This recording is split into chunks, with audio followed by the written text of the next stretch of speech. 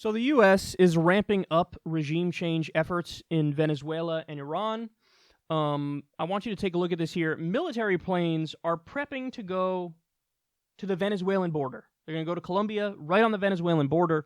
Now, mainstream media in the U.S. has been running with the propaganda headlines that, oh, the U.S. military is sending aid. That's why their planes are going down there with aid. So they're trying to stress the idea that, oh, what, us? What do you mean, bro? We're just going down there because we want to help people. We're all about, like, humanitarianism and stuff, bro. We just want to end hunger. You know what I'm saying? That's what we're there for, bro. Okay, so if that's the case, why would you send the aid in military planes? Why would you do a military buildup on the border? Why wouldn't you just send, I don't know, aid? Like, why is the military involved here? Well, they do the aid, bro. They also fight and blow shit up. And we're supposed to believe that John Bolton, bloodthirsty neocon warmonger lunatic, John Bolton and Elliot Abrams, who has a history of toppling governments, that, oh no, they care about the Venezuelan people, bro. They don't even care about the American people. I'm supposed to believe they care about the Venezuelan people? You fucking kidding me? But the media is running with it, and they're like, oh, yes, sending aid. The U.S., wonderful U.S., altruistic, sending aid to starving people. By the way, our sanctions are helping starve those people. You really want to help them? Lift the sanctions.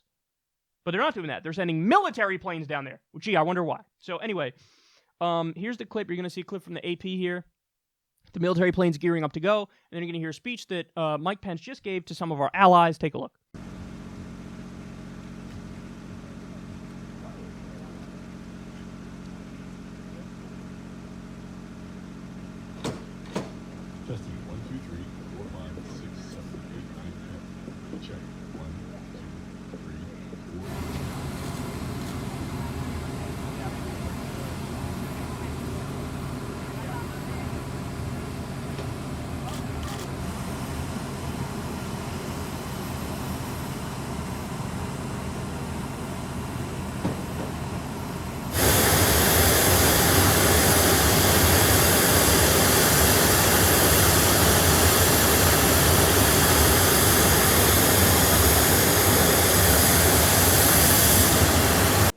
The time has come for all of us to act. The time has come for our European partners to stop undermining U.S. sanctions against this murderous revolutionary regime. The time has come for our European partners to stand with us and with the Iranian people, our allies and friends in the region. The time has come for our European partners to withdraw from the Iran nuclear deal and join us as we bring the economic and diplomatic pressure necessary to give the Iranian people, the region, and the world the peace, security, and freedom they deserve.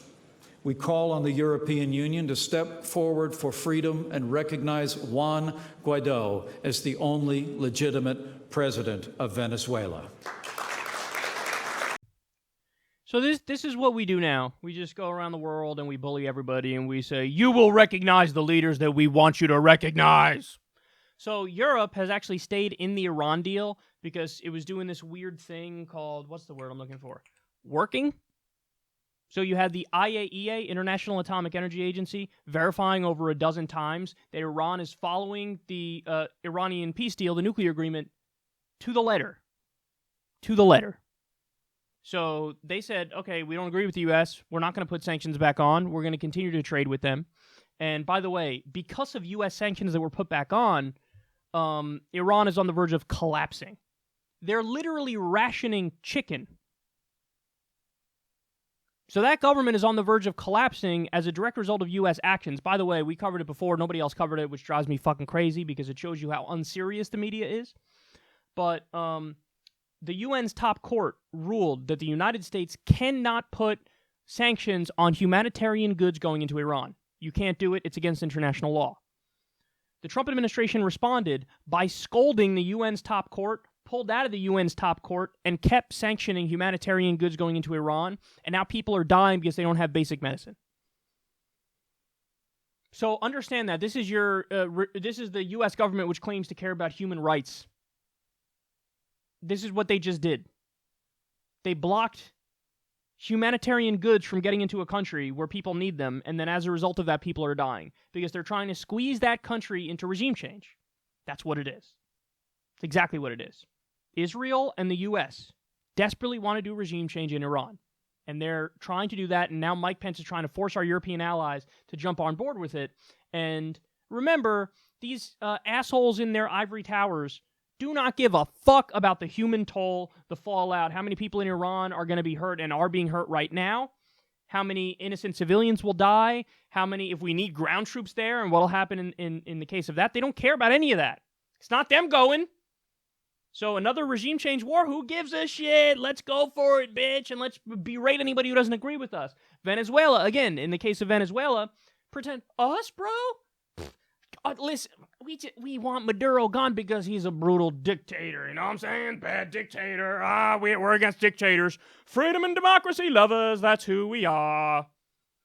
Hey, asshole, the U.S. supports 73% of the world's dictatorships. So what's this really about? Well, the answer is John Bolton already said it on Fox Business, and we covered it on this show. It's all about the oil reserves. Venezuela has the world's largest oil reserves. And John Bolton said it amongst friends on Fox Business. Yeah, it would be great. We got U.S. companies involved, and we're thinking getting our hands on it. So they're just lying. Human rights. We're going to send aid down there. We're going to topple another fucking government. You got the band back together. Elliot Abrams was known in the 1980s for doing these PR scams where the U.S. pretends to send food and aid to these countries, and really they're sending arms shipments. Why are they sending arms shipments? They want to arm right-wing militias to violently overthrow the governments.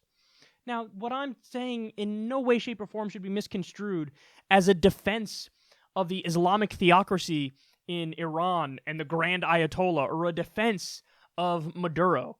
I'm saying nothing about either one of their cases. What I am saying is the U.S. does not have the right to willy-nilly violate international law and topple governments because we want to jack natural resources. We want more geopolitical control and power. We don't have the right to do that. So it's a principled stand against that. And the most frustrating part of all this is the media is nowhere to be found. They're going right along. All the people who scream, like on MSNBC, resist, yes, we're resisting. You can call us heroes. Those fucking assholes now totally agree on this issue. Nancy Pelosi totally agrees on the Venezuela issue. So look at this. Look, this is the spectrum of debate. When we resist, we're going to resist. You know, I just saw an article early today. It said the House Democrats are resisting Trump, and they're launching an investigation into the NRA's ties with Russia. Oh, you got him! Wow, you guys are harsh, aren't you? What the fuck is that? I don't give a fuck I don't care if the North Koreans are funding the NRA, regardless of who's funding them. They're shitty as fuck, and you can argue against them on the merits that they're dragging any common sense reform. They're making that impossible at this point. Any basic reform, even reform that 93% of Americans agree with, like universal background checks, you can argue against them without doing the weird, who's funding them? I don't give a fuck who's funding them. You can argue against them on the merits of how shitty they are alone. See, this is what the shitty, non-highfalutin, but they think are highfalutin arguments of like, we're doing resistance. No, you're not.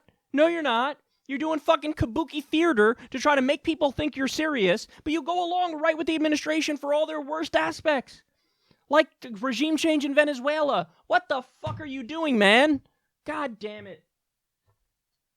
Resist on this. Media, call this out. They're a bunch of liars. Are you really falling for the idea that John Bolton gives a shit about Venezuelan civilians? Because that's what you are. Donald Trump, who you call a thin-skinned lunatic maniac, you think he cares about Venezuelan civilians? Can you really be that dumb? But they're not saying anything. They're not resisting. And Noam Chomsky's manufacturing consent is more relevant now than it's ever been. Because, boy, over time, did his arguments prove to be true. The way power works, the way the media works, they filter it so that they only hire people who they know won't rock the boat. You know you're not going to hear from fucking Don Lemon or Chris Cuomo. These are people who are supposed to be the resistance media. Rachel Maddow. Are you hearing actual objection on the policy issues? No! That's why they're allowed on the air. Because they're not going to rock the boat when push really comes to shove. They're going to do the faux resistance. Russia is controlling this administration. So in order to resist it, we need to be incredibly hawkish and push towards World War III. Oh, well, fucking how progressive you are. Wow. Thank you. Thank you. Any word on the fucking regime change wars that they're prepping to do right now in Iran and Venezuela? Anything on that? Anything at all? No. Okay. But then fucking when they do it, fast forward 5 years and they'll do their faux resistance. Oh, why did they fucking topple Iran and Venezuela? I couldn't believe they did it. Look at the disasters they are, because that's what they did on Iraq, too. Oh, we're all for it. It's the right thing to do. Let's do it. Cut to 5 years later. I can't believe they did this. And then you'll notice something. The argument isn't, oh my God, that was morally reprehensible, what they did. The argument is, oh, the wars were mismanaged. So we all agree the war had to be done, but you had to manage it properly. All right, there you have it. U.S. ramping up regime change and no resistance anywhere in sight except right here. So TikTok until they kick me off YouTube.